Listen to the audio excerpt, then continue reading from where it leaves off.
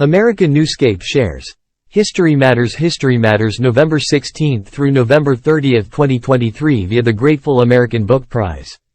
A bi-weekly feature courtesy of the Grateful American Book Prize showing our children that their past is prelude to their future by John Grimaldi and David Bruce Smith. Setting the clocks back used to be effortless. A task that flowed into a routine of rising early, having a midday meal, and retiring at sundown. According to History.com, as late as the 1880s, most towns in the U.S. had their own local time, generally based on high noon, or the time when the sun was at its highest point in the sky.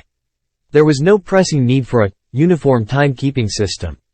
But when the railroads encroached, travel between cities shrunk from days or months to mere hours. Local times became a scheduling nightmare. They took the liberty of dividing the country into 4 time zones, but Congress did not approve it until 1918. The Grateful American Book Prize recommends Saving Time, Discovering a Life Beyond the Clock by Jenny Odell. In the annals of history, George Washington is usually named as the first president, but others might disagree. Technically, according to ConstitutionFacts.com, when we think of the President of the United States, many people do not realize that we are actually referring to presidents elected under the U.S. Constitution. Everybody knows that the first president in that sense was George Washington. But in fact the Articles of Confederation, the predecessor to the Constitution, also called for a president, albeit one with greatly diminished powers. 8 men were appointed to serve 1-year terms as president under the Articles of Confederation. In November 1781, John Hanson became the first president of the United States under the Articles of Confederation.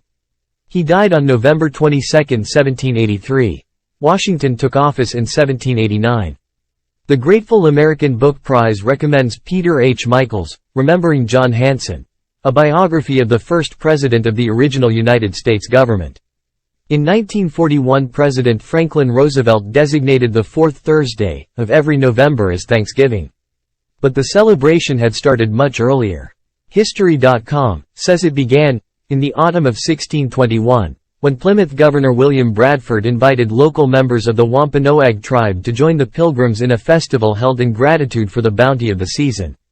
And so it became an annual custom throughout New England in the 17th century, and in 1777 the Continental Congress declared the first national American Thanksgiving following the Patriot victory at Saratoga.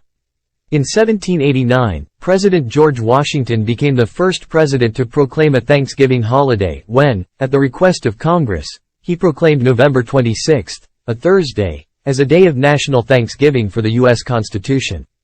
This year, the holiday is on November 23. The Grateful American Book Prize recommends Thanksgiving, the biography of an American holiday by James W. Baker. Please visit facebook.com/Grateful American Book Prize and please consider subscribing to this channel and visit their website grateful-american-book-prize.com.